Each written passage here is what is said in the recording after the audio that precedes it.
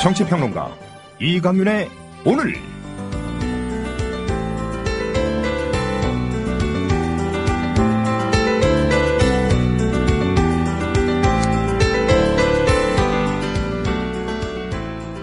안녕하십니까, 이강윤입니다. 11월 5일 수요일 시작합니다. 지난해 수능시험 출제 오류 문항에 대해 전원 정답 처리키로 하면서 37,600여 명의 수능 성적을 재산출하느라고 지금 한국교육과정평가원은 눈코 뜰 새 없이 바쁘답니다. 출제 오류로 피해를 본 수험생과 학부모들의 시간적 그리고 정신적 손실은 이루 헤아릴 수조차 없이 큽니다.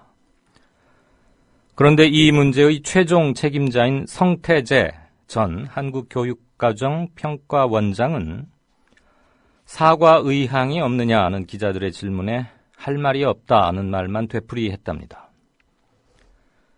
이번 출제 오류 사태를 장기화하면서 파장을 키운 데에는 성 전 원장 책임이 크다는 게 평가원 근무자들의 대체적 반응입니다. 임기가 석 달 정도 남은 상황에서 출제 오류를 인정할 경우 자신의 이력서에 흠집이 날 것을 우려했던 것 같다는 겁니다. 지난 2007년 물리 2 과목에서도 출제 오류가 있었지만 당시 정강정 평가원장은 곧바로 사과하고 사퇴했습니다. 최고 책임자란 공은 아랫사람에게 돌리고 책임은 자기가 떠맡는 자리입니다.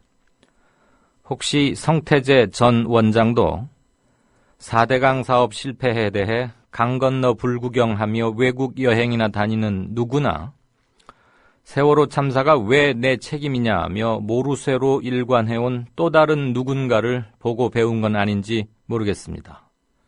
이강윤이었습니다. 잠시 후 시작합니다.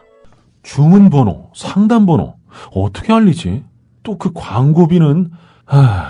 걱정 마세요. 번호를 따로 알릴 필요 없이 말로 거는 1636 말하는 전화면 해결됩니다. 외우기 힘든 번호 대신 1636 누르고 상호명을 말하면 바로 연결됩니다. 우와, 이렇게 간단할 수가... 신청하려면 어떻게 해야죠? 네, 1636 누르고 말하는 전화라고 하시면 상담원이 연결됩니다. 이제 번호 누르지 말고 말로 거세요. 1636 말하는 전화. 차 살 때 어디서 검색했어? 카넥트요. 차 살 때 어디서 견적냈어? 카넥트요. 차 살 때 어디서 할인받았어? 카넥트요. 카넥트 모르세요? 구글 플레이 스토어나 애플 앱스토어에서 다운받은 앱이요. 차량 재원, 이미지 검색부터 결제 조건에 따른 견적 비교를 한 방에. 차 살 때 찾는 앱 카넥트를 지금 다운받으세요. 자동차의 모든 것 카넥트. 넥트 카넥트.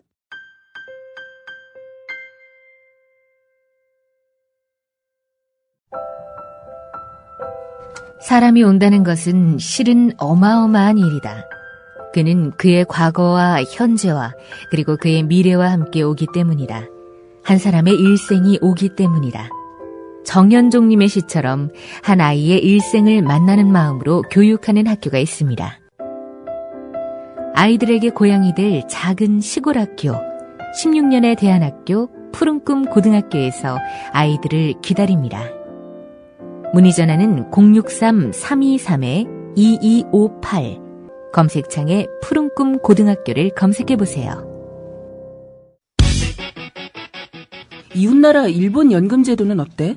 2012년 기준으로 일본은 모든 국민에게 기초연금 77만 원을 지급하고 노동자에게는 별도로 후생연금 208만 원을 주고 공무원들에게는 공무원연금 282만 원을 지급한대. 그럼 국민들에게는 기초연금 77만 원에 208만 원을 더해서 285만 원을 주는 거네. 그렇지. 일본은 공적연금만으로 노후생활 70%를 책임져 주는데 우리나라는 사적연금과 국민연금 모두 합해서 노후생활 보장률이 30%밖에 안 돼. 그래? 우리나라와 일본 차이가 많이 나네? 국민 여러분, OECD 국가 중 공적연금 수준이 가장 낮은 나라가 일본입니다. 공무원연금을 낮출 게 아니라 국민연금을 공무원연금 수준으로 높여야 합니다. 공적연금 강화, 국민 여러분과 함께 만들어가겠습니다. 전국 공무원 노동조합. 네, 수요일 한 주의 중간입니다. 제가 오프닝 멘트를 하고 나서 마치 방송 끝에 드리는 말씀처럼 이강윤이었습니다. 이랬네요. 바로 석간 뉴스 브리핑 시작하죠. 김영민 PD 어서 오십시오. 네, 안녕하십니까.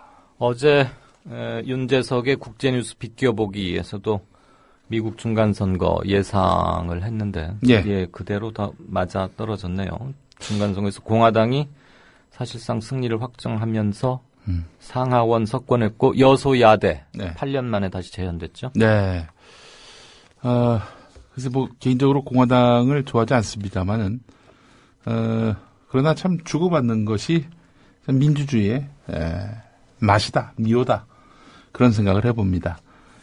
대한민국이 만약에 여야가 수시로 바뀌지 않는다면은 지금과도 같은 저질 정치가 계속되겠죠. 오히려 더 악화될 수 있죠. 그렇습니다. 집권 세력에 의한 나쁜 정치가 계속될 것입니다.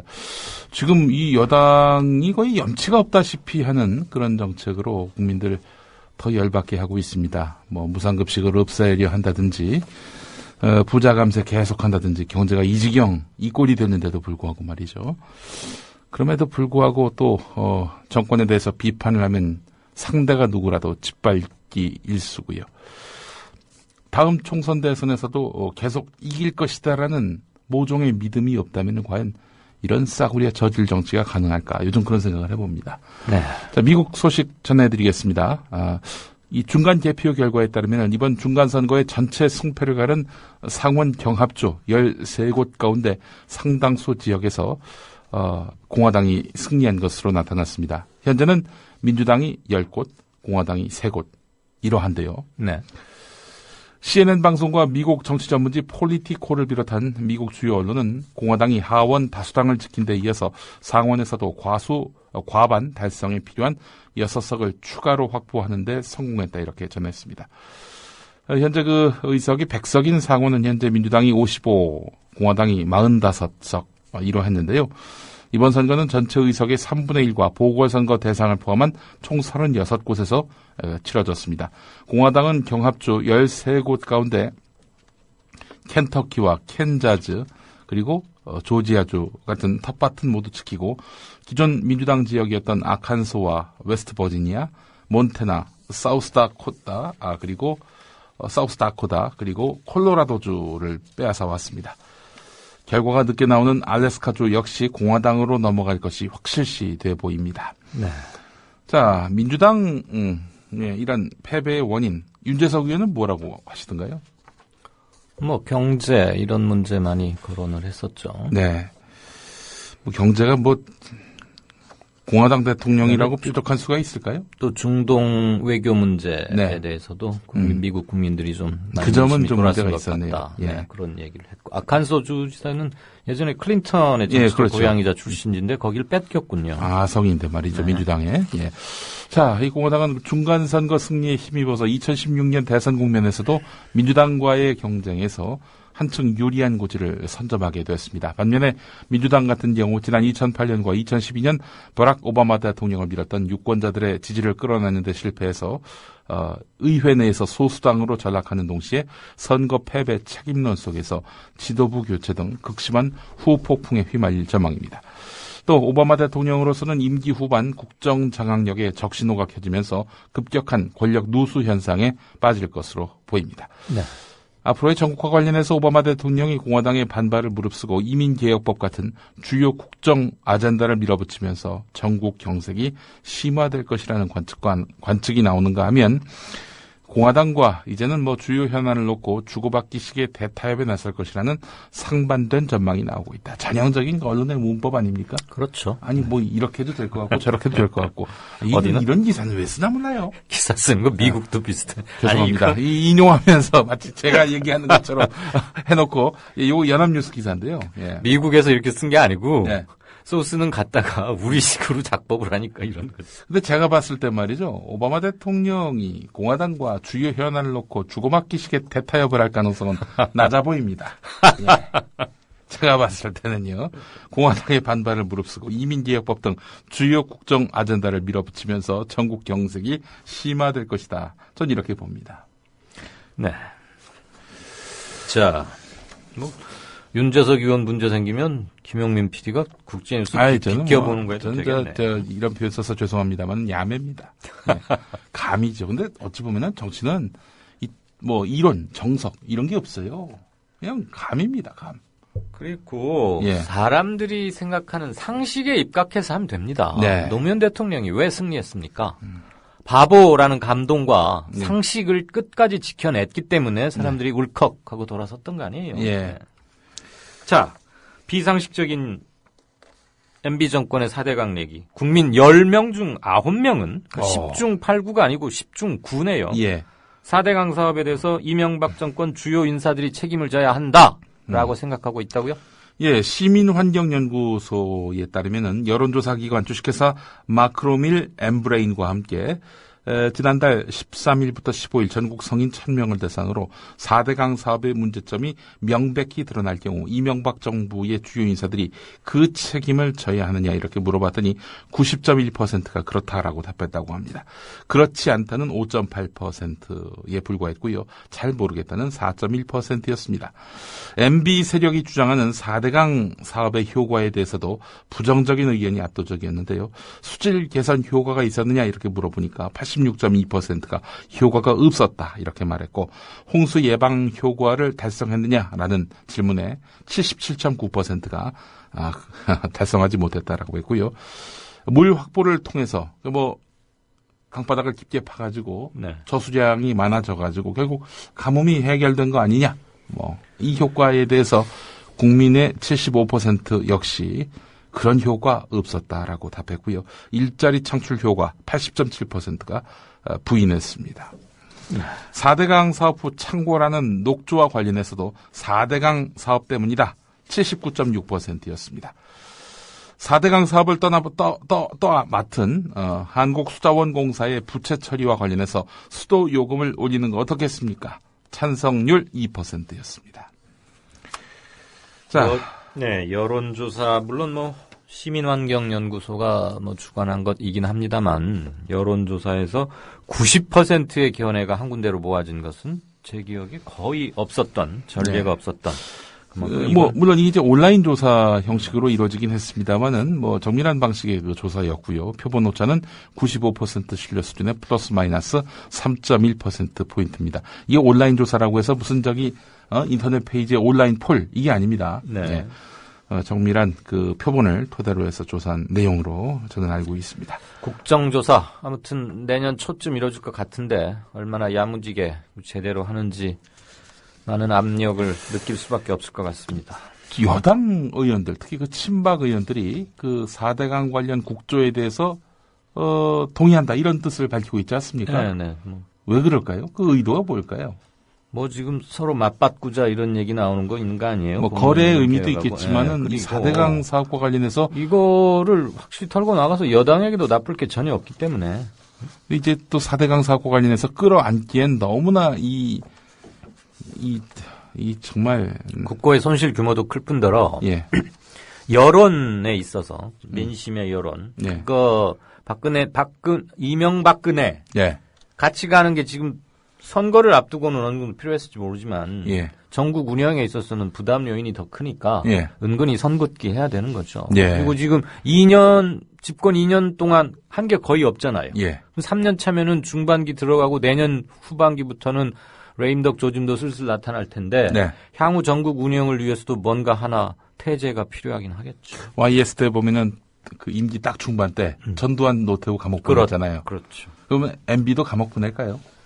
그걸 왜 저한테 물어봐요? 아이고 우리 대정치평론가께 여쭤보지 제가 누구한테 묻겠습니까? 글쎄요. 경춘선한테 물어볼 수도 없고. 정책 실패를 이유로 수감시키는 사례 예. 없었습니다만 이명박 전 대통령이 워낙 강하게 추진했던 거기 때문에 직접적 조사는 반드시 이루어져야 이 문제가 정치적으로 뿐만 아니고 심정적으로도 마무리될 수 있는 거 아닌가. 예.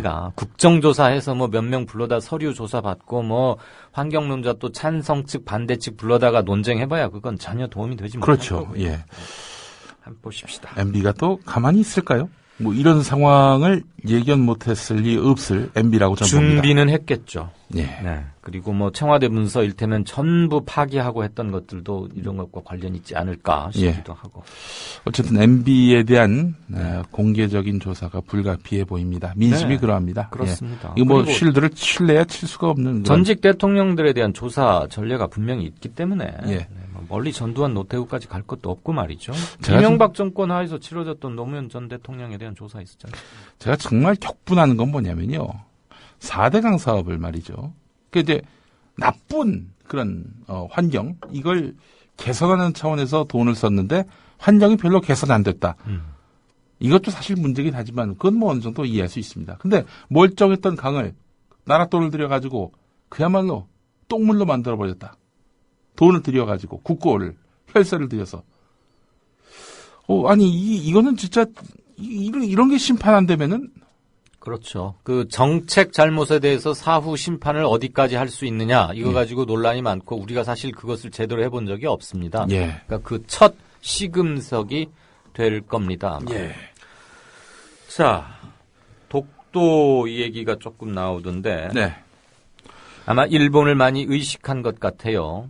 조금 세게 하려다가 일단 멈칫하는 그런 양상이죠. 미국 눈치 봐서 그런 거겠죠. 뭐 미국은 한국과 일본이 틀어지는 걸 결코 바라지 않기 때문에 위안부 관련해서 일본의 계속된 도발, 망언 이런 것들에 대해서 우리 정부가 나름대로 인상을 딱 찡그렸는데 미국이 아니 왜 그러냐고 이렇게 나오니까 또 우리 정부는 또 일본 눈치를 보고 있단 말이죠. 눈치 보기의 일환이 아닐까라고 판단이 됩니다. 네. 정부가 독도의 입도 지원센터 건립을 백지화했습니다. 입도가 뭐냐면은 들어갈 입, 섬도해서 입도. 그러니까 이제 독도가 이제 뭐 완연한 그런 육지라기보다는 어떤 섬의 형태를 띠고 있는 건데 완연한 육지 형태가 아니라 섬의 형태라니요. 그 말인가요? 예. 아니 근데 이제 평지가 없잖아요. 쉽게 예, 얘기해서. 예, 그렇죠. 예, 뭐 그런 얘기를 하려고 했던 거예요. 아, 그거예요? 다 알아서 들으시죠. 제 친구들은 다 알아듣습니다. 예. 그러다 보니까 입도 시설이 분명히 있어야 된단 말이죠. 그렇지. 저반하고 뭐 이렇게 배 내려서 이렇게 최소한의 공간이 확보가 돼야겠죠. 예, 이제 그걸 만들려고 했던 건데 이걸 백지화했단 말이죠. 그렇게 되면은 또 일본을 자극한다는 건데 아니 거기 대한민국 영토라고 해놓고선. 해놓은 사람들이 그 대한민국 국민들이 이게 들어가기 쉽게 만드는 입도 지원센터 만드는 걸 놓고 왜 일본 눈치를 봅니까? 일본 눈치 보는 것 자체가 문제 아닙니까? 자, 그러자 새누리당의 박명재 의원이 포항 남울릉을 지역구로 둔 박명재 의원입니다. 네, 전 행자부 장관도 지냈었던. 행자부 장관을 어느 때 지냈냐? 참여정부 때 지냈습니다. 네, 노무현 정부 때 네. 지냈죠. 그래 놓고 이제 새누리당 입당을 한 거죠. 여기 포항 남울릉 직전 지역구 국회의원이 바로 이상득. 김형태. 참. KBS. 예. 재수씨 성추행. 예, 그렇습니다. 그 전에는 이상득이었죠. 예.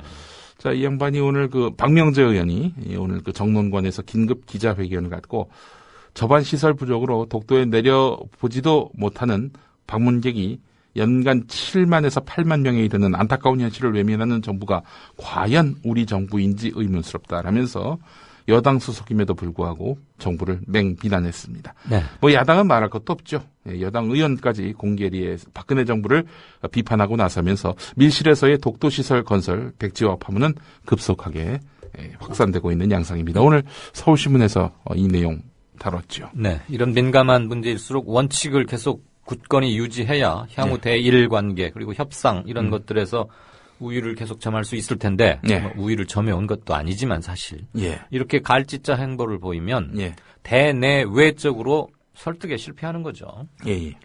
그건 그렇고 결국 무상보육 대란이 눈앞에 현실로 다가오는 모양새인데 경기도교육청 그리고 부산교육청 등 지역교육청들이 속속 잇따라서 내년도 어린이집 보육료 지원 예산을 중단하고 있다고요? 예, 그렇습니다. 아시겠습니다만은 경기교육청, 부산교육청 모두 진보 교육감이 당선된 곳입니다. 네. 뭐 이념적 색채 때문에 그런 것은 아닙니다. 정부가 자기들이 이렇게 공약해놓고 뒷감당을 다 교육청에게 떠안기는 이런 상황 아래서는 이걸 수용할 수 없다는 거지요. 중앙정부가 대책을 마련하라.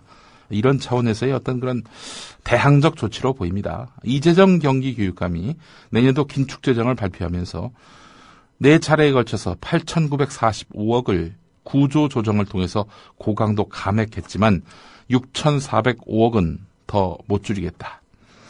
내년도 어린이집 보육료 전액 5,670억과 유치원 누리과정 1.9개월분 735억을 편성하지 못했다. 이렇게 밝혔습니다. 정부가 예산 지원하지 못하면 못한다. 이런 얘기입니다. 부산시 교육청도 내년도 어린이집 누리과정 지원 예산 976억 전액을 포함시키지 않았습니다. 이미 서울을 비롯한 다른 지역 교육청들도 시도교육감협의회가 누리과정 예산 가운데 어린이집 보육료를 편성할 수 없다고 선언을 했지요. 곧 보육예산 편성 중단 방침을 발표할 예정입니다. 네. 자, 이렇게 되면은 유아들은 누리과정 지원금 월 22만 원과 방과 후 과정비 월 7만 원 해서 월 29만 원을 지원받고 있었는데요. 내년도에 보육료 지원이 중단되면은 학부모 지출은 지금보다 3배가량 급증하게 됩니다. 월 30만 원이면 그걸 갑자기 끊기면 상당히 압박이 되겠군요. 예를 들면은 자녀가 많을수록 그렇죠. 손해가 더 연년생으로 낳거나 이랬다면은 예. 월 60만 원인 거 아니에요? 예. 쌍둥이 경우도 그렇고요. 자, 그렇네.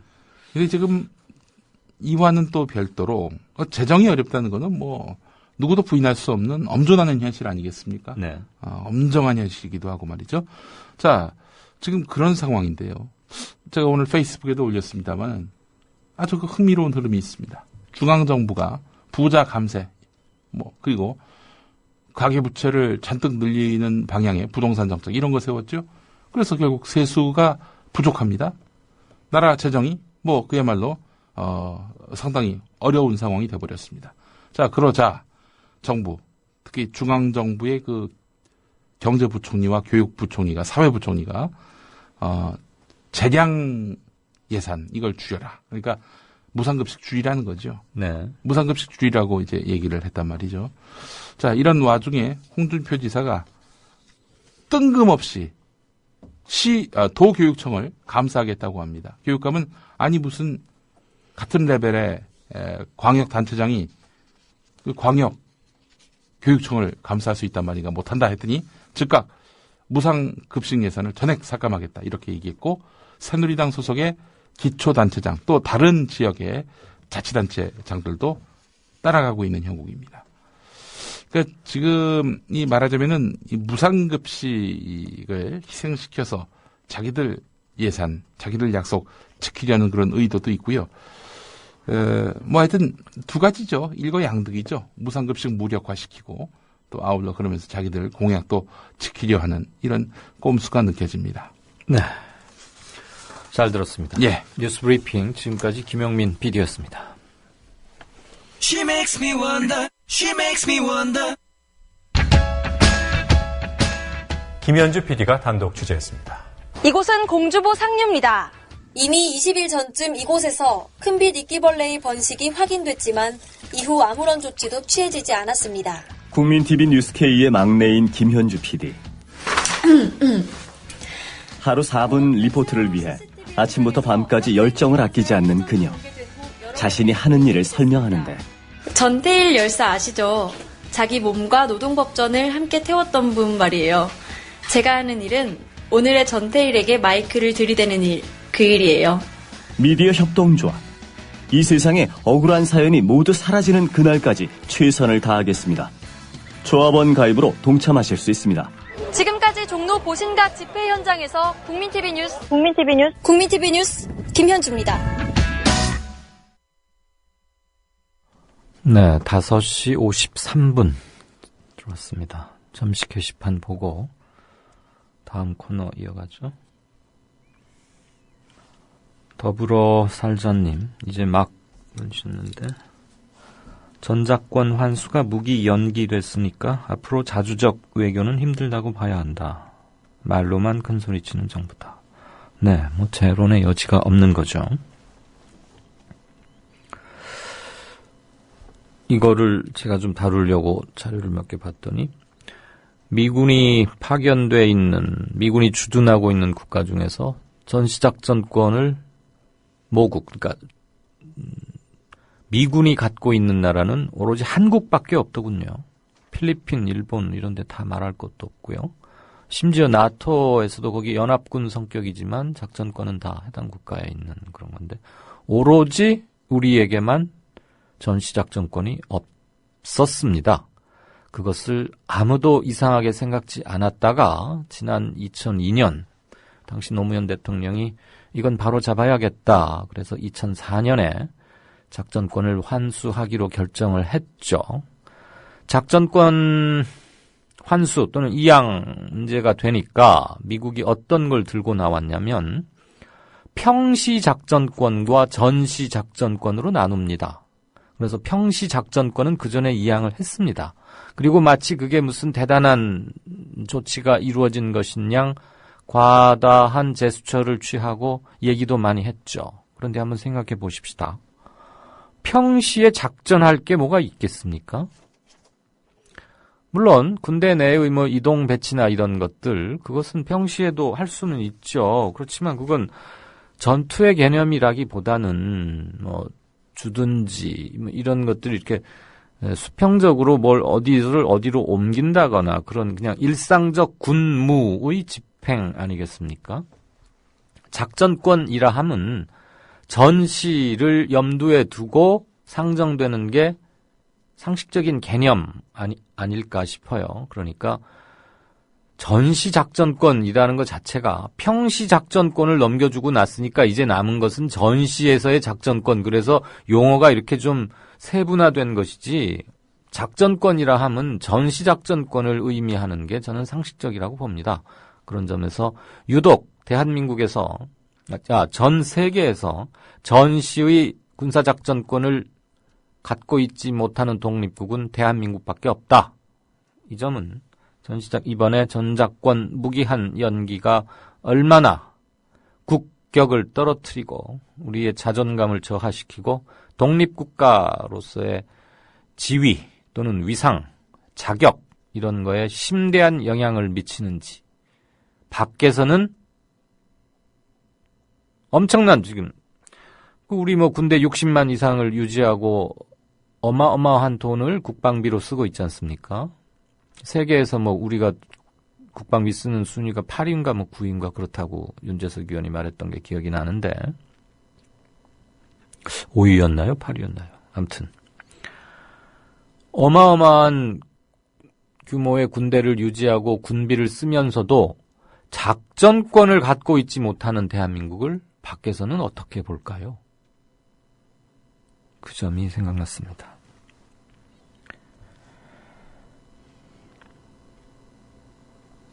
그랬더니 파랑지붕님께서 이제 막 우리나라는 지금 휴전 중이기 때문에 전시입니다. 이런 말을 해주셨네요. 그렇군요.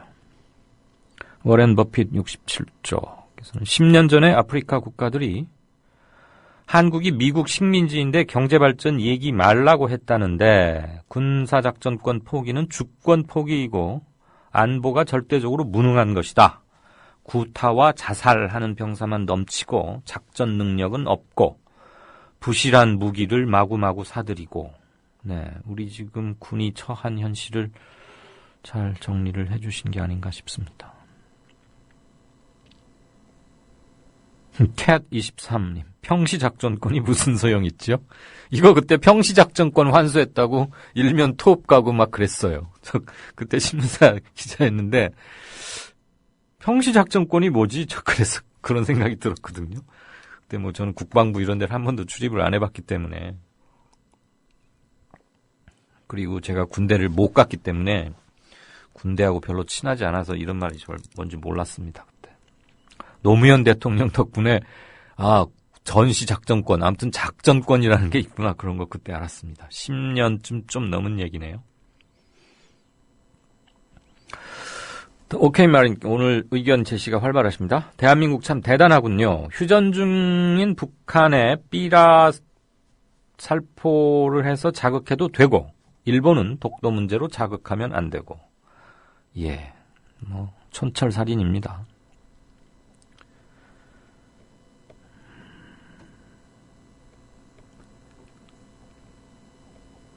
캡틴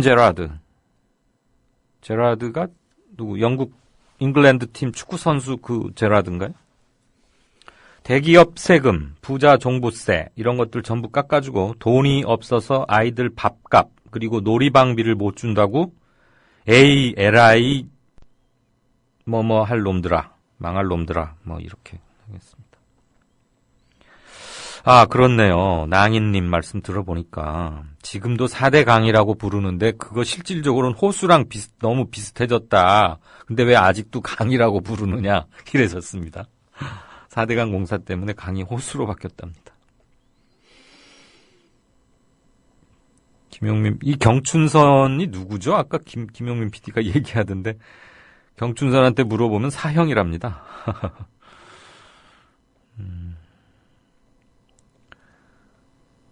고위직 임명과 사퇴하는 그걸 보면 보수 쪽은 너무 뻔뻔스럽게 버티는데 진보는 너무 예의 바르게 행동한다. 그랬더니 더불어살자님은 보수의 절대 가치를 지키지 않으면 보수가 아니고 수구다. 그렇죠. 근데 이 보수와 진보 그리고 수구 이런 것들에 대해서 개념 정리를 좀 다시 한번 할 필요를 느낍니다. 특히 최근에 큰 선거 서너 번을 치르고 나서 민심의 변화 이런 것들을 보면 그리고 보수와 진보의 원론적인 의미로부터 재출발을 하면 좀 용어를 가다듬을 필요가 있겠다. 그리고 향후 한국 정치, 사회운동이 재편 과정을 거칠 터인데 그리고 나서는 좀 더 정확한 용어 사용, 개념 규정 및 적용 이런 것들이 이루어져야겠다. 그런 생각을 좀 합니다.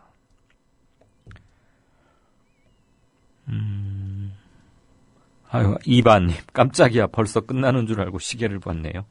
네, 실은 제가 오프닝하고 클로징을 아침에, 오후에 마련할 때다가 방송하러 운전하고 오면서 순서를 뒤바꾸는 게 좋겠다. 이래가지고 막 시작하면서 이렇게 바꾸면서 실수하지 않으려고 뉴스 행간은 제가 원고를 전혀 없이 그냥 애드립으로 하는데 오프닝하고 클로징은 아무래도 문을 열고 닫는 순서니까 중요해서 출력을 해서 또박또박 낭독을 합니다. 물론 낭독을 하다가 순간적으로 뭐 단어를 바꾸는 수도 있습니다만 그런데 그만 이강윤이었습니다. 인사말이 좀 들어왔네요.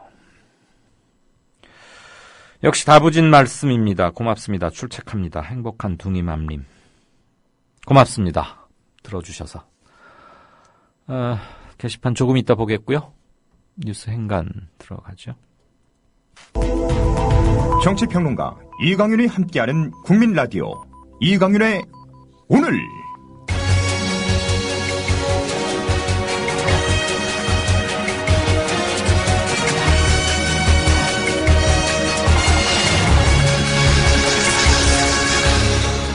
이강윤의 예리한 시각. 이제는 뉴스의 행과 간을 짚어냅니다.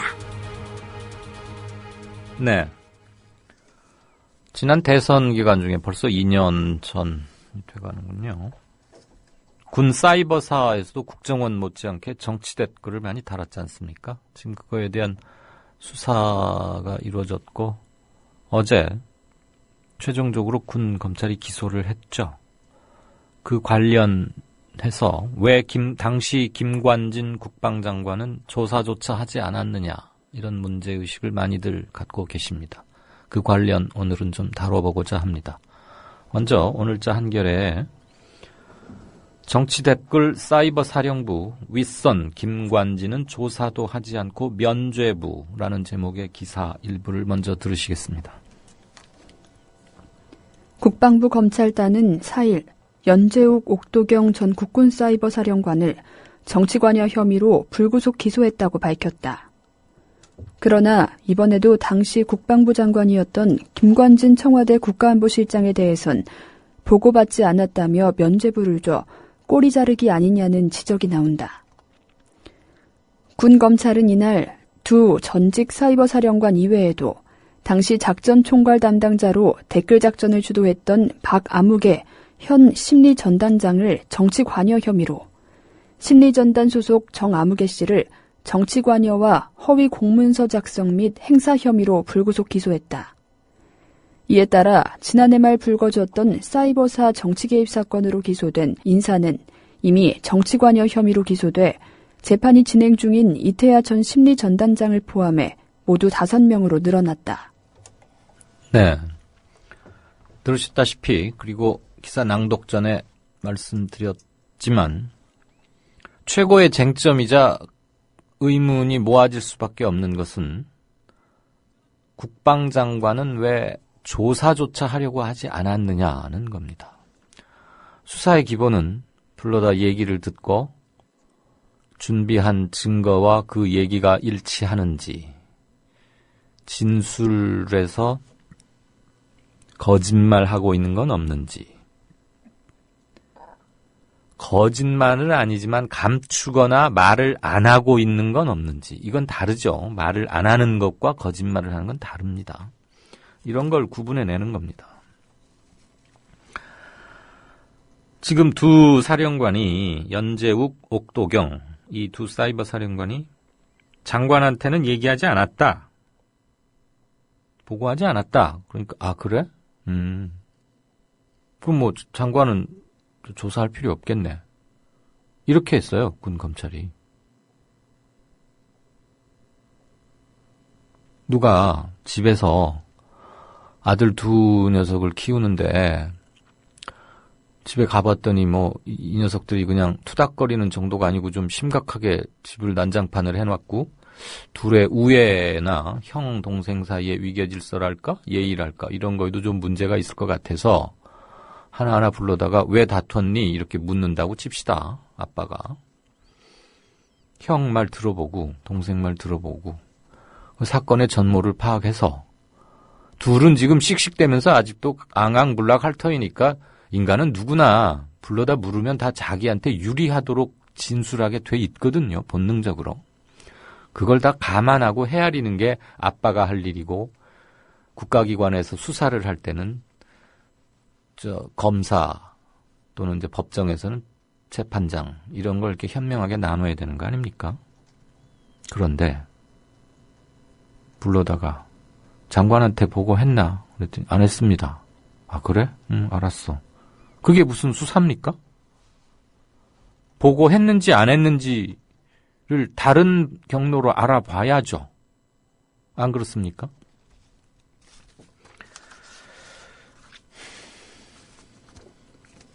윗선 의혹을 받아온 김관진 실장에 대해 지금 현재 청와대 외교안보 실장, 당시 장관이죠. 직접 조사를 하지 않을 때 무혐의 결정을 내렸는데요. 당시 김 장관이 보고받았다는 단서가 없어서 수사의 필요성을 느끼지 못했다라고 군 검찰은 밝혔습니다. 그런데 사이버 사령부가 어떤 데냐면요.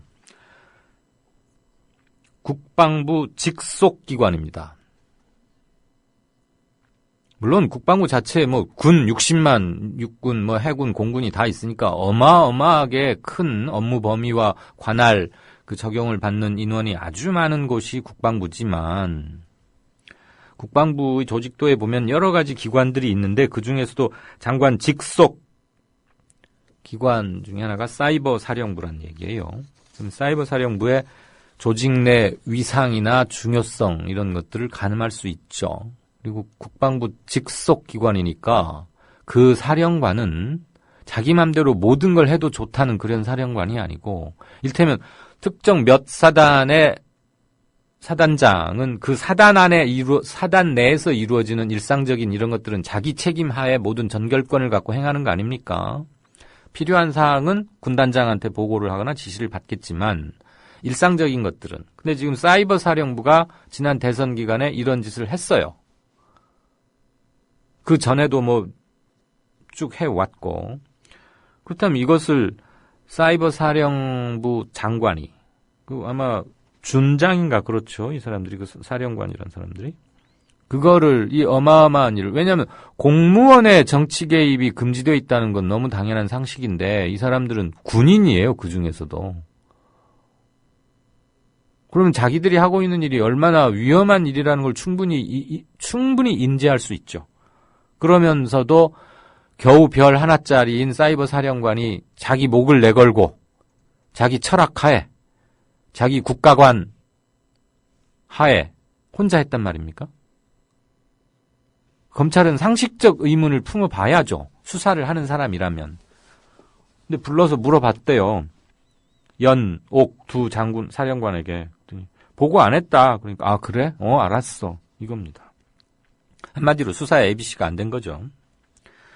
그런데 검찰이 무슨 잘못을 저질렀냐면 작년 12월에 김태효 전 청와대 대외전략기획관이 연루된 것 아니냐 이런 의혹이 제기된 사건이 하나 있었습니다.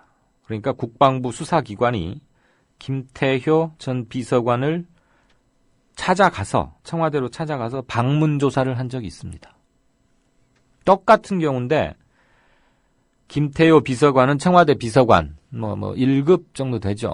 이제 비서관 하다가 되게 차관으로 승진해서 나가는데 아무리 대통령의 총애를 받는다고 하더라도 직급상으로는 1급 정도밖에 안 되니까 청와대로 찾아가서 방문 조사를 했고 그보다 더 낮은 청와대 행정관이나 누구 같으면 검찰로 부르겠죠. 검사가.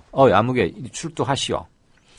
근데 지금 상대가 장관이니까 김관진 국방장관이니까 방문 조사는커녕 아예 수사조차 안 해버린 겁니다. 그리고 연재욱, 옥도경 두 사이버 사령관 이들이 전임 후임 관계죠. 이 두 사람이 다 했다라고 지금 검찰은 수사를 끝내고 기소를 한 겁니다. 그런데 그러면 검찰이 아예 수사 의지가 없었느냐? 그렇게 보이지는 않아요. 왜냐하면 그래서 제가 김관진 장관을 조사하지 않은 거에 대해서 더 문제가 있다고 말씀드리려고 하는 겁니다. 수사 의지가 강했던 면을 한번 보십시다.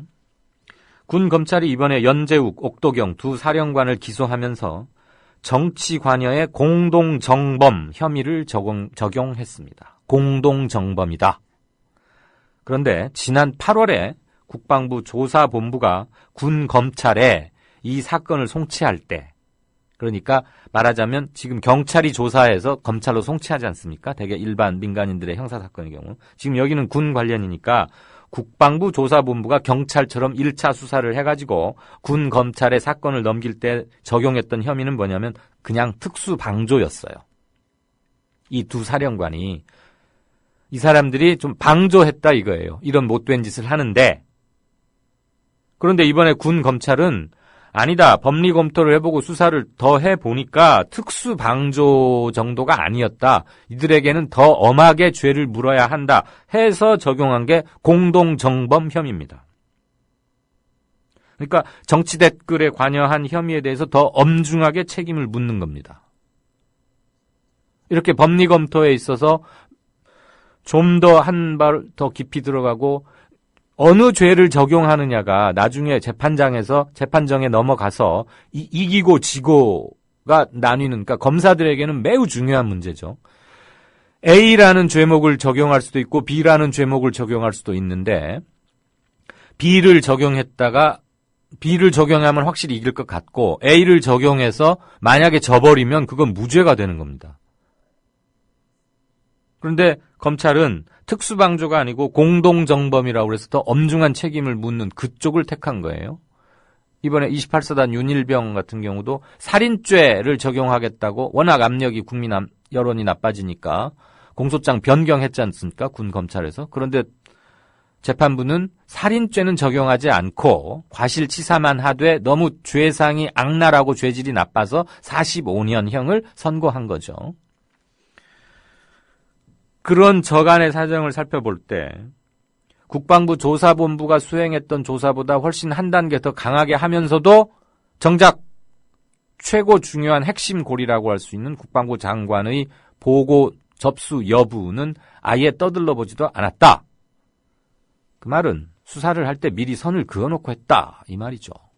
세상에 어느 사령관이 사이버 사령관쯤 됐는데 내가 가서 김관진 장관한테 보고했다고 말하면 어찌 될지 뻔히 아는 거 아닙니까? 그러니까 일단 내 선에서 다 했다 이렇게 말하리라는 것은 너무 당연한 거잖아요.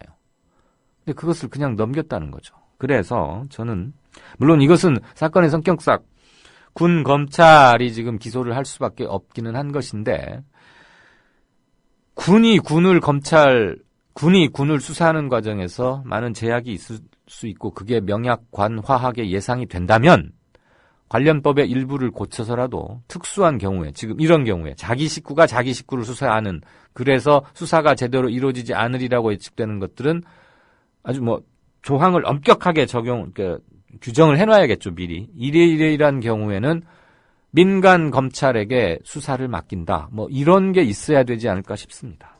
계속 맡겨두는 한 이런 일은 재발할 겁니다. 어쨌거나 이번에 군 검찰이 몇 가지 소득을 올린 점은 있습니다. 아까 그 공동정범 혐의로 죄목을 격상시킨 것도 그러하고요. 군 검찰이 이번에 정치 관여의 범위를 폭넓게 해석함에 따라서 위법한 정치 댓글, 그러니까 사이버 사령부 요원들이 법을 어겨가면서 달았던, 대선 기간 중에 달았던 정치 댓글이 지난 8월 군 조사부 국방부 조사 때는 7,100건 정도였는데 이번에는 13,000건으로 크게 늘었습니다. 그러니까 말하자면 죄의 행위 분량이 늘어난 거죠. 이런 것들은 일정 부분 성과로 인정할 수 있습니다. 그러나 가장 중요한 활용 점정에서 용의 눈을 그려내지 않은 것, 이것은 이 수사는 미완이라고 저는 생각합니다. 그리고 제 식구 잘못한 것을 제 식구에게 맡겨서는 철저한 규명은 어렵다. 다시 한번 확인합니다. 경남 거창에 사는 조합원 백함나무님. 남편의 유언으로 온 가족이 미디어 협동조합원이 됐습니다. 라디오 비평 들으실 때마다 아이고 속이 시원하다 이렇게 하시더라고요. 본인이 먼저 하셨고요, 가입을. 예, 그 뜻을 이제 알았기 때문에 손자, 손녀 6명까지 그렇게 이제 다 가입을 하게 됐지. 작고한 부부는 왜 국민TV 조합원 가입, 이것이 이 시대에 꼭 필요한 언론운동이라고 확신했을까요? 가슴 아픈 가족사가 있었습니다. 전에 민족일보 조용수 그분 그때부터 관심을 많이 가지시고 제 동아투이 그때 남편이 광고도 내고 또 한겨레 주주도 되시고 저희 시어른 되시는 분이 보도연맹에 억울한 죽음을 당하셨습니다. 중학교 때 아버지가 억울하게 그리고 옥살이 하실 때 그 도시락을 가지고 감옥에 가서 어느 날 갑자기 이제 총살 당했다는 그런 걸 안 겪었으면은 또 평범하게 살았을 수도 있는데.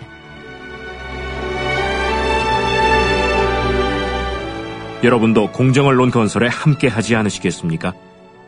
국민.tv 미디어 협동조합 홈페이지에 들어오셔서 조합원으로 가입해주세요. 전화 서울 3144-7737, 3144-0933으로도 하실 수 있습니다. 이강윤의 오늘, 이제는 정가 산책으로 함께합니다. 정치권 동향, 생생하게 풀어드릴 분은요. 네, 한국일보 양정대 기자, 안녕하세요.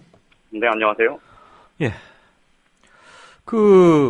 여기는 항상 지난번에도 말이 많고 문제가 자주 되던 데인데, 새누리당 서울 중구 당협위원장, 그러니까 옛날 말로 정치 1번지라고 그랬죠. 그러니까 정치 1번지인데 당협위원장이란 말이 아직도 잘 지역. 옛날 같으면 지구당 위원장 얘기하는 거죠. 그렇죠. 그러니까 지구당 위원장.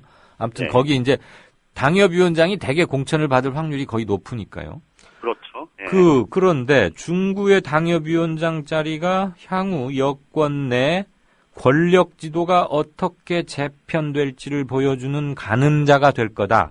여기 왜 나경원 이래갖고 좀 시키고 말 시키고 그랬었죠. 예. 이 얘기는 또 왜 시작 나오는 겁니까, 오늘? 지금 거기가 2011년에 박원순 서울시장이 재보궐선거 나섰을 때 이 나경원 의원, 현재는 19대 의원이죠. 나경원 의원이 당시 한나라당의 서울시장 후보가 됐었지 않습니까? 네. 그래서 그때 이 중구 당협위원장이었다가 자리를 일단 내놨었는데, 그러고 나서 지금까지 그래도 지금은 의미가 좀 많이 퇴색되긴 했습니다만은 서울 중구 하면 우리나라 정치 1번지다 이런 게 통설 아닙니까? 그렇죠. 그만큼 정치적 상징성이 높은 지역구인데, 네. 그런데 그 당협위원장 자리가 지금 2년 넘게 계속 비어있는 상태입니다. 어허. 거의 3년 가까이 돼가죠. 이게 그동안에는 사실 여권 내에서는 이 친이 친박 싸움, 이 힘겨루기 때문에 도대체 누구를 당협위원장으로 할 거냐, 이 문제가 이제 굉장히 큰 논란거리였습니다. 네. 이게 겉으로 드러나진 않았지만 어쨌든 정치적인 상징성이 있는 자리고, 또 이 나경원 의원에 대해서 사실 친박계 핵심 그룹은 굉장히 좀 뭐랄까요, 이렇게 비토하는 분위기가 굉장히 강했거든요. 네. 그러다 보니까 나경원 의원이 아니 내가 그 서울시장에서 당에서 나보고 출마하라 그래서 내가 내놓고 당을 위해서 희생했던 만큼 내가 다시 이 중구 당협위원장 하는 게 당연하다, 맞다. 그리고 이제 비주류, 지금의 친이계 비주류 쪽에서도 뭐 그렇게 지원을 했었지만, 이제 권력의 핵심이 이 친이에서 친박으로 넘어가면서 이 친박계가 계속 견제를 한 겁니다. 그래서 뭐 청취자분들 다 아시다시피 지상욱 전 자유선진당 대변인, 여기가 이제 이회창 전 총재의 뭐 최측근이기도 하고요. 또 탤런트 심은하 씨의 남편으로도 잘 알려져 있죠. 예. 이쪽이 이제 친박계 지원을 받으면서 계속해서 당협위원장에 도전을 했었고요. 그래서 이 친이 친박계가 이 극명하게 맞서면서 사실은 이 중구 당협위원장을 지금까지 이제 자리를 정리를 못했었는데, 네. 어쨌든 730 재보궐선거 거치면서 나경원 의원이 이제 동작을로 자연스럽게 이제 지속구가 넘어갔지 않습니까? 예.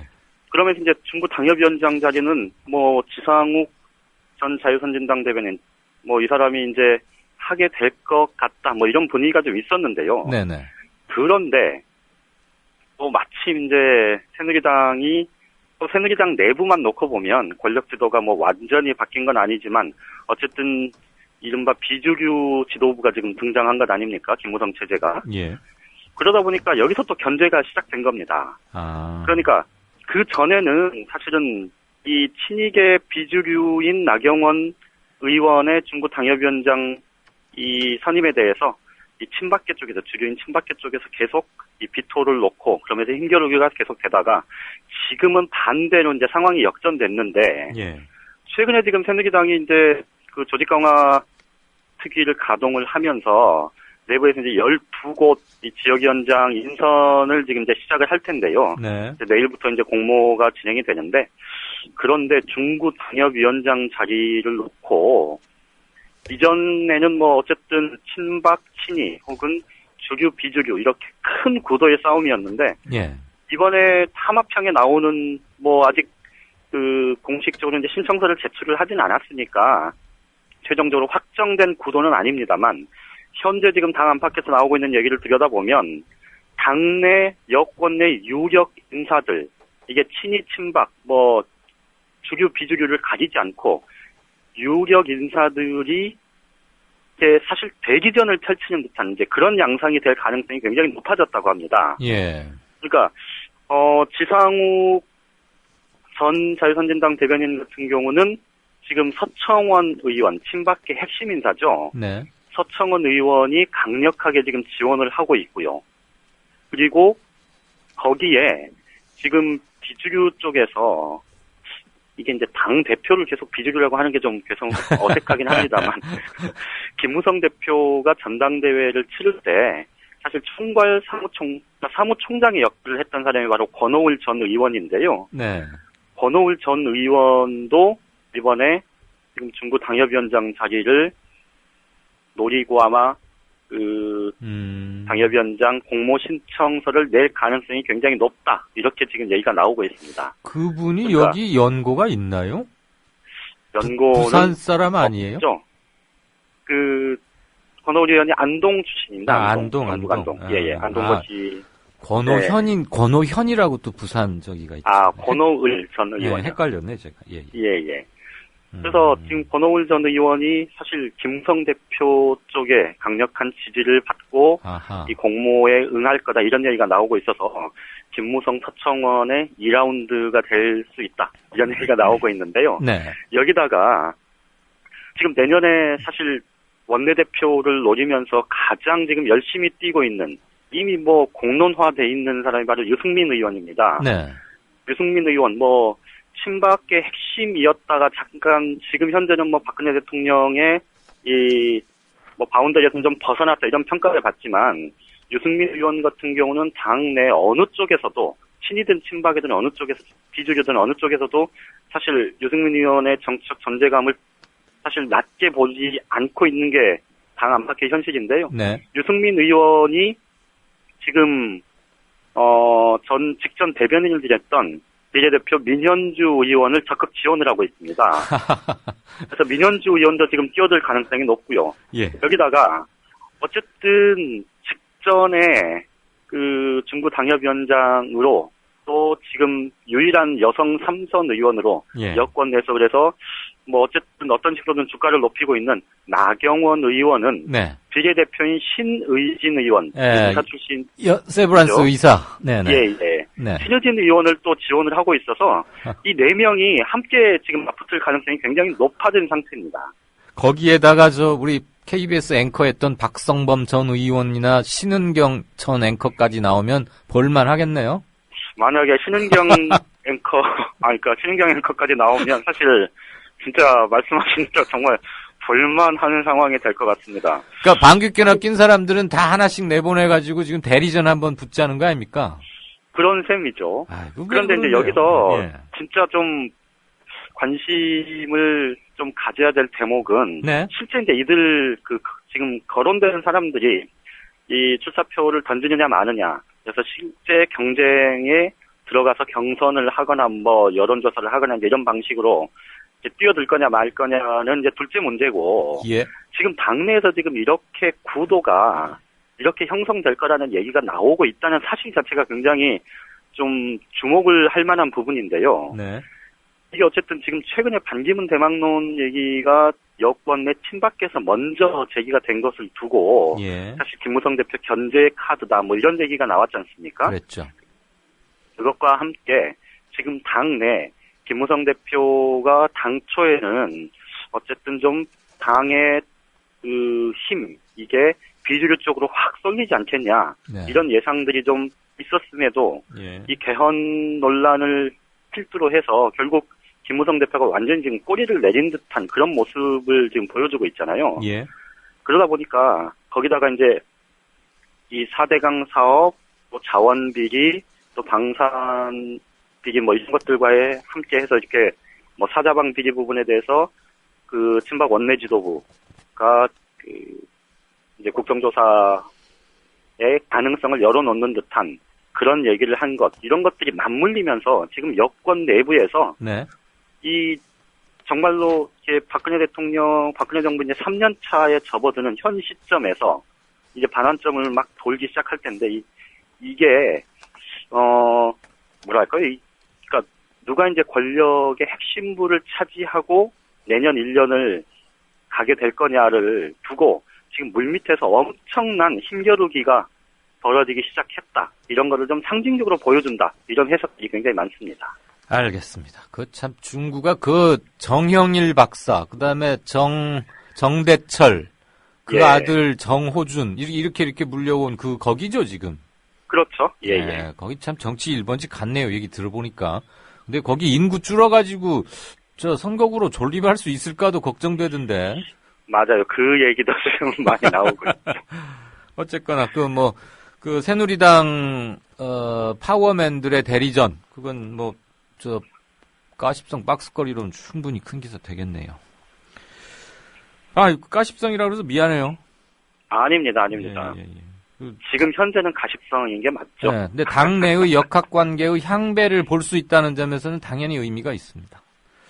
그리고 어제 우리가 이거 찻잔 속에 태풍으로 그칠 것 같다 그래서 이강윤 양정대의 내기는 불발됐는데 반기문 총장이 분명히 선을 그었네요. 자기 이름 안 나오게 해달라. 자기는 정치에 뜻 없다. 그러면 반기문 돌풍 대망론 이거 완전히 진화된 꺼진 불로 봐도 되겠습니까? 어쩝니까? 그렇지는 않을 것 같습니다. 네. 일단 여러 가지 이유 아마 제가 따로 설명을 드리지 않아도 아마 청취자분들께서도 대충 짐작은 하실 텐데요. 이 반기문 대망론이 애초부터 그러니까 반기문 총장의 뜻이 어떻다는 게 확인이 되는 과정에서 불거진 게 아니고 정치권 내부에서 자기들 이해관계 때문에 이게 불거진 문제잖아요. 예.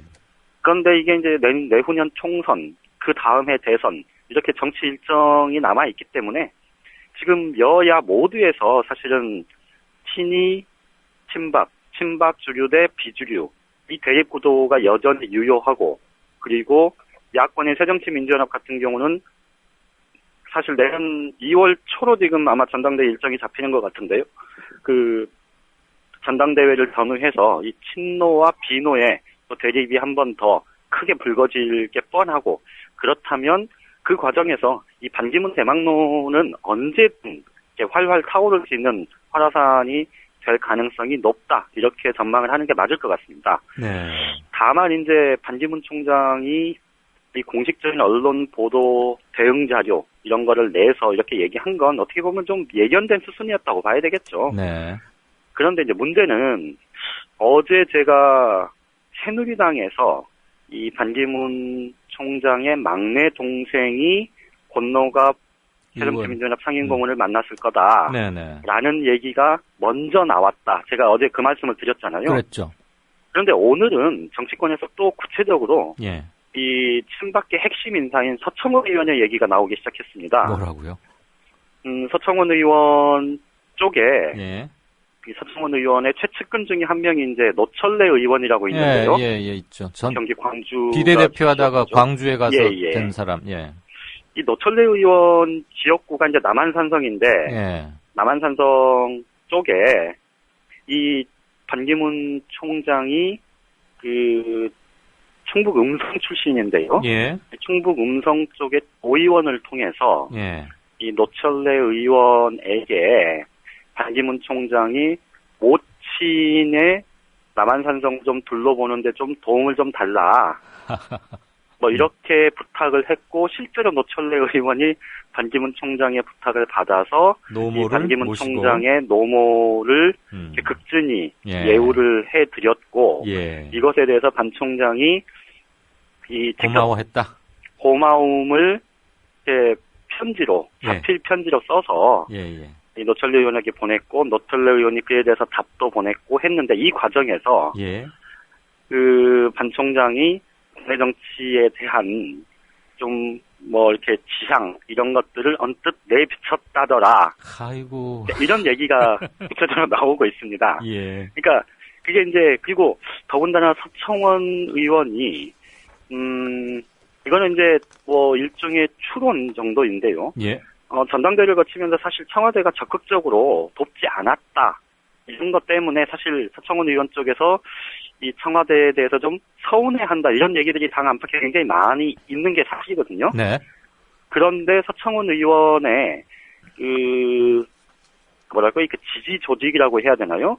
그 조직 중에 산악회 조직이 하나가 있습니다. 예. 근데 최근에 그 산악회 조직이 다른 조그만한 규모의 다른 이 지지 조직들과 모두 이렇게 통폐합을 해서 그 하나의 포럼을 발족시키는 작업을 지금 진행 중인 걸로 그렇게 지금 알려지고 있는데요. 네. 이 움직임이 결국 반기문 총장을 이렇게 차기 전 후보로 생각하는 그런 큰 흐름과 맞닿아 있는 것 아니냐. 지금 이런 해석까지 오늘은 조금 더 확대가 된 상태입니다. 그렇네요. 본인은 선을 그었지만 연기는 아직 조금 모락모락 나고 있고, 그렇죠. 어떻게 되다 보면은 꺼진 불이 살아날 수도 있고, 그게 정치판이긴 그렇죠. 하니까요. 본인이 직접 뭐 부정적인 뉘앙스를 밝혔기 때문에 뭐 당장은 뭐 반기문 대망론을 또 들고 나올 사람은 뭐 거의 없을 것으로 보이는데요. 예. 하지만 말씀드린 대로 국내 정치 상황 이런 것들, 그리고 각 당 내부의 역관계 그런 것들을 감안을 하면 언제든 지금의 활화산이 될 수 있다, 이런 말씀을 드리는 거고요. 네. 오늘 한 친박계 의원은 그런 얘기도 하더라고요. 반기문 총장이 낸 보도자료를 보면 만약에 진짜로 그런 거면 나는 앞으로 절대 정치 안 한다, 난 대선 출마 절대 안 할 거다, 이렇게 명백하게 밝히지 않지 않았느냐, 가능성 열어둔 것 아니겠느냐, 이렇게 얘기하는 사람도 있었습니다. 맞아요. 워딩을 분명히 충분히 할 수는 있었죠. 잘 들었습니다. 네. 예, 고맙습니다. 네, 지금까지 정가산책의 한국일보 양정대 차장이었습니다. 경기도 구리시 출신 새정치민주연합 윤호중 의원입니다. 국무총리 나와주시기 바랍니다. 총리, 대통령이 아닌 부총리 이름 뒤에 노믹스가 붙어서 사용되고 있는데 여기에 대해서 어떻게 생각하십니까?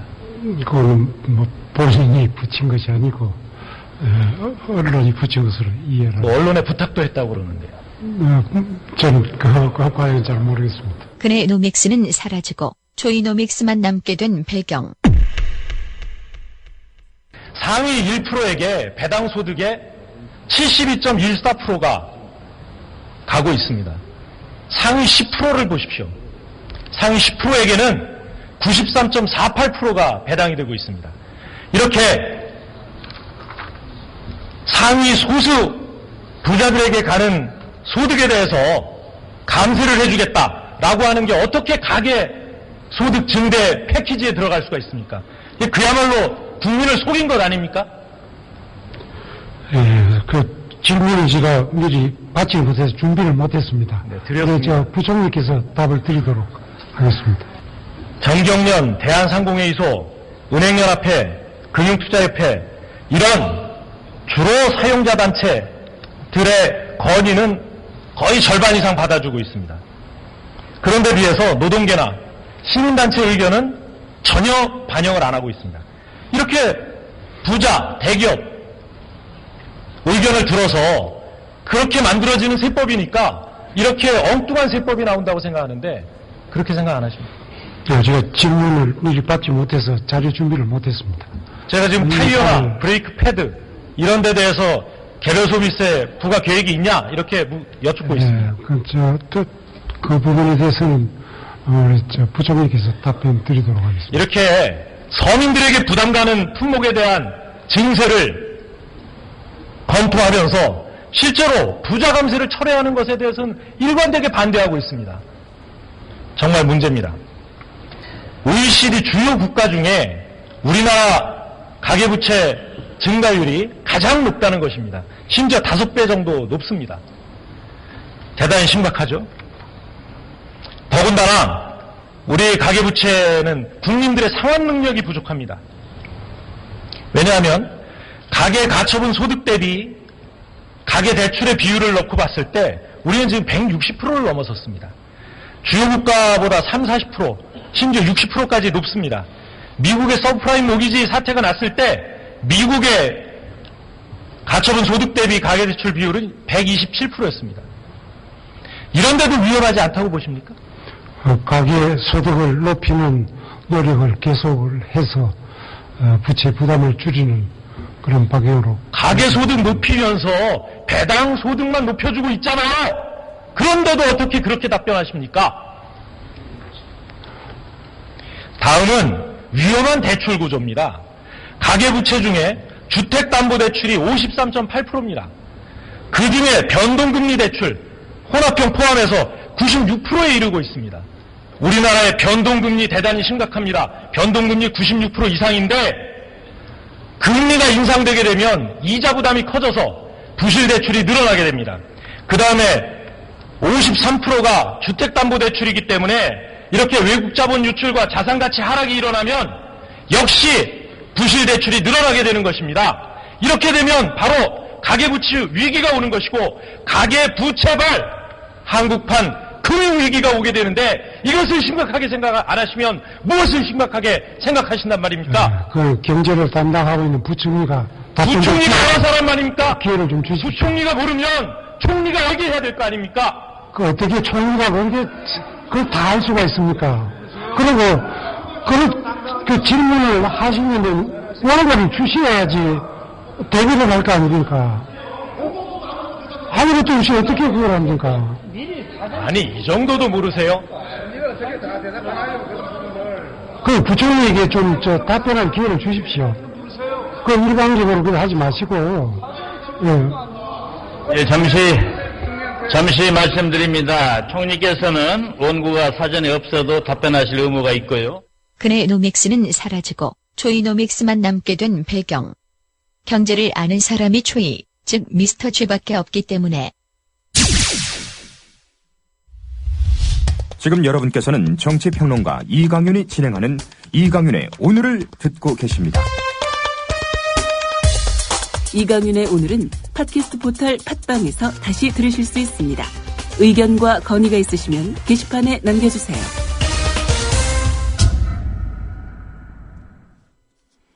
네. 전국 대학 민주동문회 협의회라는 모임이 있었습니다. 흔히들 민주동문, 민동 이렇게 줄여서 말하는데요. 또 각 권역별로 서울 지역, 부산이나 경남, 호남 이렇게 다 있었겠죠. 아주 옛날에는 한총련 이런 것을 생각할 수도 있고요. 물론 한총련과 관련이 있는 건 아닙니다. 최근에 전국 대학 민주동문회 협의회가 재창립 총회를 열었습니다. 앞으로 어떤 일을 하고자 하고 왜 이 시기에, 이 민감한 시기에 이런 복원시켰는지, 무엇을 하고자 하는지, 그리고 세월호 국면에서는 어떤 활동들을 해왔는지 이런 것들을 좀 소상히 들어보겠습니다. 전국 민주동문회 협의회의 사무처장으로 선출된 이창희 서울민동 사무국장 연결돼 있습니다. 안녕하십니까? 네, 안녕하세요. 네, 안녕하세요. 우선 재창립이라고 돼 있는데 재창립하게 된 연유 그리고 어떤 과정을 거쳤는지 좀 짧게 브리핑 겸해서 답을 좀 해주시겠습니까?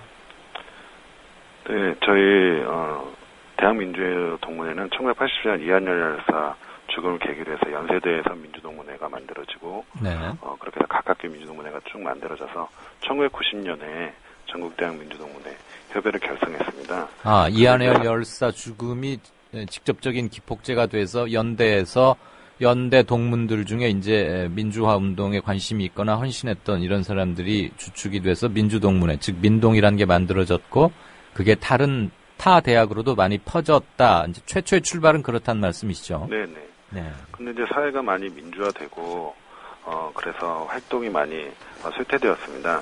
그러다가 이제 2003년 광우병 촛불 시기를 계기로 7080 학생운동 연대 네트워크가 만들어지고 또 지난 대선에 반유신회 등을 만들어서 민주정부를 세우려는 노력에 많은 민주동문들이 함께했는데요. 네. 근데 최근에도 세월호 사건이 200일 지나도록 진상규명이 밝혀지지 않는 등 민주주의가 나아지지 않는 점점 위기로 가는 국면이 되면서 전국대학 민주동문회가 재결성하게 된 겁니다. 그래서 과거 민주화를 외쳤던 그리고 청춘을 바쳤던 민주동문들이 다시 민주화의 의지를 다지게 된 거죠. 예, 지난 11월 1일 그러니까 나흘 전에 재창립 결성이 된 거네요. 그 선언문을 제가 보니까 이제 우리 민주화 세대는 전국 대학 민주동문회 협의회를 결성하여 안전하고 행복한 사회를 건설할 때까지 끈질기게 한 걸음 내딛겠다. 이런 구절도 있고 신자유주의의 광풍에 휩쓸리면서 참된 민주주의를 실현하기 위한 길을 잃어버린 채 또다시 불의와 불평등을 강요하는 세력에게 사회 변화의 주도권을 넘겨주고 말았다. 이런 이제 반성에서 시작하는 거죠. 네네. 그러면 민주동문회, 각 대학들의 민주동문회를 이렇게 연합시킨 그런 조직이라고 보면 되겠습니까? 네네, 그렇습니다. 그럼 주로 어떤 일을 하려고 하시죠? 네, 지금 현재 전국적으로 59개 대 민동이 가입이 됐고요. 네. 연락 가능한 민동이 한 80여 개 민동이 되는데 계속 가입을 좀 확대해 나갈 겁니다. 예. 좀 이런 전민동 결성 과정에서 각 학교 민주동문회 좀 정체되었던 민주동문회에서 다시 총회를 열어서 전민동 가입을 논의하는 분위기가 있는데요. 아무튼 안전한 사회를 갖다가 지켜나가는 것의 시금석은 지금 세월호 문제 진상 규명을 밝히는 거라고 생각합니다. 예. 최근 특별법이 제정되어서 좀 세월호 국면에 대해서 국민적 관심사가 이제 높아졌는데 그런 특별법이 진정한 진상 규명으로 가는지 어떤 특정한 세력의 물타기로 넘어가는지를 좀 지켜보고요. 예. 지금 세월호 진상규명을 밝히기 위해서 광화문 광장 예산 계속적으로 농성이 진행되고 있는데 이런 데도 적극적으로 결합해서 반드시 진상규명을 밝히는 데 민주동문회가 노력해 나갈 것입니다. 예. 길게는 지금 50대 중반 정도 되신 분들로 보자면 한 30년 전에 학교 다니면서 각종 시위나 집회, 또 화염병 이런 것들 연상이 되고 그 이후로 세대 간 문화가 바뀌고 정치 환경도 바뀌면서 이른바 80년대 그리고 90년대 초반까지 보였던 가두 시위라거나 학생들의 집회 방식과 지금 대학 문화는 많이 다르지 않습니까? 네네. 근데 지금 이게 40대 이상, 50대 예전에 이른바 운동을 했던 사람들만의 다시 이렇게 돌아오는 그들만의 모임을 표방하는 건가요? 아니면 지금 20대 초반, 후반, 재학 더 넓게 나가서는 재학생들과의 어떤 연대 이런 것도 좀 모색이 되어야 하지 않을까 싶은데 그런 쪽으로도 얘기가 오간 게 있습니까?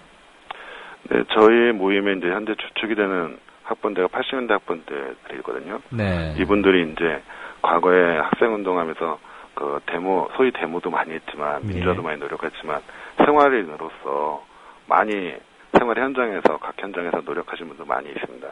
이들이 이제 어느덧 50대로 진입하고 있고 작년에도 이제 민주적 정체성을 유지하기 위해서 이런 민주동문회 활동을 다시 해보자고 하는데요. 네. 저희의 이제 그 자녀 세대가 이제 대학생으로 진입을 하고 있습니다. 벌써 그렇죠. 네. 자녀들과 부모는 이제 세대 간의 갈등이 당연히 있고 예. 문화도 많이 다르죠. 하지만 소통의 노력을 항상 한다고 봅니다. 그래서 저희들도 지난 대선 부정 개입에 대학생들 출국 선언할 때 이화여대 서울대 학생들이 같이 이렇게 할 때 민동도 같이 함께 있고 최근 이제 세월호의 진상규명에 대해서도 교수, 학생, 민주동문 대행진을 하기도 했거든요. 예. 그래서 이런 것들을 계속 살려나가서 교수님들과 학생들과 파트너로 해가지고 민주주의를 회복시키는 데 노력을 하고 그런 것들이 지금 현대 시대 문화에 맞게 네. 창발적으로 진행하는데 많이 노력을 하려고 하고 있습니다. 예. 네. 그 아무래도 이제 연합체 그러면은 잘 모이는 거 일단은 모이는 거가 출발점이고 중요하잖아요. 네네. 잘들 모입니까? 아니요, 뭐 지금 이제 시작이니까 뭐 지금부터 많은 수가 모이고 그러는 것을 바라는 건 아닙니다. 뭐 그렇게 되면 좋겠지만 저희는 이제 전국으로 많이 모이는 것보다는 네네. 각 학교 민주동문회가 스스로 좀 활성화되는 그런 방향에서 이런 전국대학 민주동문회 협의회가 서로에게 소식을 전달해주면서 이 학교도 민주동문들이 모이는구나. 우리 학교도 좀 모여야 되지 않겠는가. 이런 서로 자극의 공간이 되는. 예. 그래서 전민동 결성의 목적은 정적으로 많이 모이는 것보다 각 학교에서 많이 모여서 각 학교 민주동문회가 활성화되는 것에 큰 초점을 맞추고 있습니다.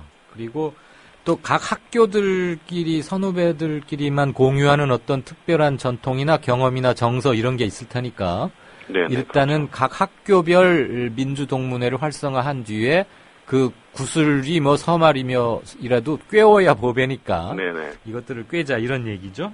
네, 그런 거는 이제 좀 자연스럽게 뭐 촛불 집회나 이런 세월호 집회 때 네. 한번 모이자 그럴 때 몇백 명이 모이기도 하고 그러거든요. 예. 근데 그런 것들이 계속 지속되려면 전제는 각 학교 대학 민주동문회가 활성화되는 것이라고 생각합니다. 그러니까 정리를 해보자면 이번에 재창립을 하기 전 첫 창립은 연세대학교 이한열 열사의 최루탄 피격 사망 사건을 계기로 연세대학교 민주동문회 연민동이 이제 최초가 발화가 된 거고 네네. 그 뒤에 정치사회적 변화로 조금 쇠퇴기를 또는 소강기를 겪다가 세월호 참사를 맞으면서 당시 민주화운동에 투신했던 사람들이 이대로 있어서야 되는 건 아니지 않느냐 기성세대로서의 책임을 다하자 그러면서 이제 논의가 이 지점에 이르른 거군요. 그러면 그렇습니다. 지난번 세월호 참사 그 수습 그러니까 약 200일이 지나왔는데 그때 뭐 주로 어떤 일들을 해왔어요? 네, 앞에서도 말씀드렸듯이 사건이 발생한 4월부터 매주 촛불 집회 저희가 몇 명에서부터 몇백 명까지 결합을 했고요. 네. 8월에는 릴레이 단식을 한 달 동안 진행하기도 했고요.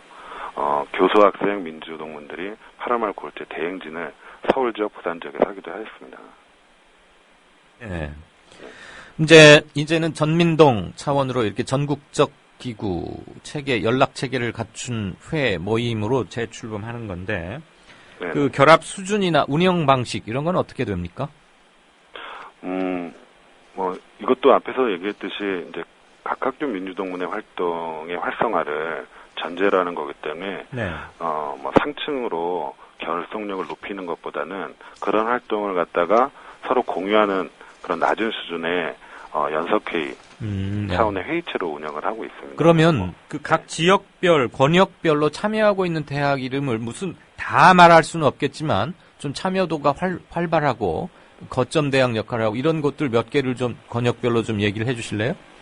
네, 뭐 부산 경남 지역은 10개 지역 대학 민주동문회가 활성화돼서 움직이고 뭐 부산대, 동아대, 경성대 인지대 이런 데가 주축으로 움직이고 있고요. 예.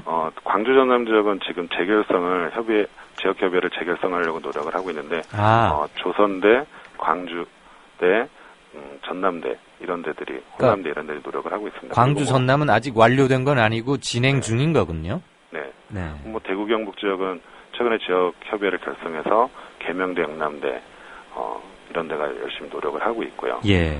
그다음 뭐 주요 지역의 국립대들은 다 민주동문회 협의회에 가입을 해서 열심히 활동을 하고 있습니다. 강원대, 충북대, 충남대 등 열심히 하고 있습니다. 서울에 아무래도 대학들이 많이 몰려 있는데 서울 지역은 현황이 어떻습니까?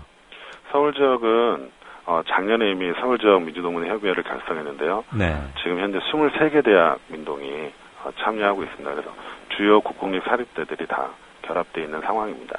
예. 그런데 무슨 뭐 세월호 참사 같은 거가 더 터져서는 안 되는 것은 뭐 너무 당연하고 그런 아주 전국민적인 큰 뭐 대참사 이런 게 아닌 만약에 평온을 되찾고 이런 국면에서는 어떻게 모임을 운영해 나갈 건가? 그냥 친목만 도모하자 이러는 건 아닐 것 같은데 말이죠. 네네. 저희가 이제 궁극적으로 제안하는 것은 생활 속의 민주주의를 구현하는 겁니다. 네. 저희가 과거 소위 뭐 학생운동도 열심히 했지만 생활운동도 열심히 살았는데 예. 최근에 이런 흐름을 보니까 신자유주의적 자본주의에 저희도 매몰돼서 예. 어떤 반민주적인 분위기 조성에 좀 오히려 일조하지 않았나 이런 성찰을 하게 됩니다. 그래서 저희들 자신에 대해서 근본적으로 성찰하고 우리 스스로 민주주의 시민교육을 다시 받고 시민교육의 주체로 나서면서 일상에 좀 민주주의를 다시 만들어가려고 노력을 하고 있습니다. 네. 그래서 각 지방마다 민주주의를 재인식하고 학습하는 지역 민동 포럼들을 갖자고 좀 제안하기도 하고 있고요. 예. 그러고 있습니다. 생활 속의 민주주의 그리고 작게 실천하는 민주주의. 그러니까 민주화 운동의 첫 세대라고 할 수 있는 사람들부터 모여 있는 거니까. 네네. 젊었을 때의 그 한때의 구호나 투쟁으로 그치지 않고 생활 속에서 녹여내는 것은 물론이고 그를 통해서 우리 다음 세대, 지금 아들 세대가 지금 이미 대학을 다니고 있으니까 네네. 그렇게 승계를 해나가자 이런 뜻으로 이해하면 되겠죠. 그래서 뭐 저희가 민주시민교육에 좀 적극적으로 관심을 갖고 네. 우리도 성찰하고 우리도 많은 것을 재교육받아서 네. 과거의 경험을 살려서 좀 오늘에 맞게 시민교육들을 좀 지난데 적극적으로 나서려고 고민하고 있습니다. 시민 교육이요? 네네. 그러면 무슨 뭐 민주 아카데미 일테면 그런 걸 상정하시는 건가요? 아까 얘기했던 대로 민동 포럼 이런 네. 것들을 진행하면서 예. 과거의 기억도 되살리고 그런 것들을 많은 사람들과 함께 고민하기 위해서 노력을 하려고 합니다. 네. 전민동 차원에서 아직 정해지지 않은 부분이라면 우리 이 국장 개인의 사견을 말씀해 주셔도 좋겠는데요. 특히 최근에 두세 번의 큰 선거를 치러보니까 세대 간 표 대결 양상이 아주 확연하고 뚜렷해진 걸 읽을 수 있지 않습니까? 네네. 그런데 지금 전국 전민동 차원에서 보면 80년대 학번이 주축을 이룬다고는 하지만 그들은 이제 50대 초중반에 이르렀고 슬슬 사회적 은퇴를 강요받는 시기에도 이르렀단 말이죠. 네. 그들이 민주화 운동에 기여한 건 물론 인정할 수 있지만 지금 아주 젊은 세대들과의 그 차이, 인식상의 차이 이런 것들을 좁히기 위해서 혹시 전민동 차원에서 뭘 준비하고 있거나 또는 하고자 하는 사업, 아이디어 이런 게 있나요? 네, 뭐 저희 세대가 좀 독특한 세대라고 생각하는데요. 네. 저희 이전 세대, 지금 노인이 된 세대분들이 한국사에 많은 노력을 하셔가지고 한국사가 이만큼 발전되었다는데 저희도 많이 존경을 포함합니다. 예. 더불어서 저희는 이제 민주주의도 같이 발전해야 된다고 해서 학생 때 학생운동을 하게 된 건데요. 지금 민주주의가 위기를 맞는 국면 속에서 저희들이 어르신들의 그 열심히 살았던 삶을 또 이제 저희가 생활인으로 직접 30대, 40대 살아오면서 지금 주축된 학번들은 50대를 맞이하고 있는데 네. 민주화와 어떤 생활인으로서 열심히 살았던 그런 경험들을 지금 이후의 세대, 제 자녀 세대들과 공유하려고 저희도 많이 노력을 하고 있습니다. 네. 그런 부분으로 여러 가지 활동들을 고민하는 과정에서 아까 그런 민주 시민교육 네. 좀 성찰하면서 열심히 그들과 소통을 민주 시민교육 이런 것들을 해보자 이런 고민들을 하고 있는 겁니다. 네. 재창립 선언문의 이 귀절을 제가 청취자분들께, 물론 우리 이 국장은 잘 아시고 거의 외우고 계실 거고 아마 본인이 썼을 수도 있을 것 같고요. 청취자분들께 전하는 것으로 오늘 이 인터뷰를 맺겠습니다. 일상 속에서 사회 시스템을 바꾸고 이웃과 더불어 살아갈 수 있는 길을 만들어 나가겠습니다. 이런 다짐의 귀절이 재창립 선언문에 들어있네요. 그들만의 리그가 아니라 생활 속에서 뿌리내릴 수 있는 그런 조직으로 발전해 나가기를 기원합니다. 오늘 고마웠습니다. 네네, 감사합니다. 네, 지금까지 전민동의 이창희 사무처장과 얘기 나눠봤습니다. 마무리 말씀드리죠. 조금 지난 얘기지만 함께 나누고자 합니다. 지난 9월 17일 오후 부산 서구 아미 파출소라는 곳으로 할머니 한 분이 지금 보따리 2개를 들고 1시간째 동네를 서성이고 계시다, 이런 신고가 들어왔답니다. 경찰관이 가서 할머니를 파출소로 모시고 와서 이것저것 물어도 내 딸이 아이를 낳아 지금 병원에 있다, 이런 말만 반복할 뿐 할머니는 자신의 이름조차 기억하지 못했답니다. 경찰은 슬리퍼 차림의 할머니 매무새로 미뤄봐서 인근에 사는 주민일 것으로 보고 수소문을 시작했고 몇 시간 뒤에 이웃 주민을 찾았습니다. 경찰은 신고 접수 6시간 만인 오후 8시께 그 할머니를 딸이 입원 중인 부산 진구의 한 병원으로 모시고 갔습니다. 할머니는 자기 딸을 보자마자 어서 무라면서 파출소에서부터 내내 꼭 움켜쥐고 있던 보따리를 풀었습니다. 이미 다 식어버린 미역국과 흰밥, 그리고 나물 반찬, 그리고 신생아용 이불, 이런 게 나왔습니다. 온전치 못한 정신에도 미역국을 품에 안고 길거리를 헤맸던 엄마를 본 딸은 그저 하염없이 눈물만 쏟았답니다. 오늘 저녁 부모님께 전화라도 꼭 드립시다. 이미 부모님이 세상을 뜨신 분은 부모님 예전 기억을 되새기면서 아이들과 얘기를 나누는 것도 좋겠죠. 이강윤이었습니다. 들어주셔서 감사합니다. 내일 뵙죠.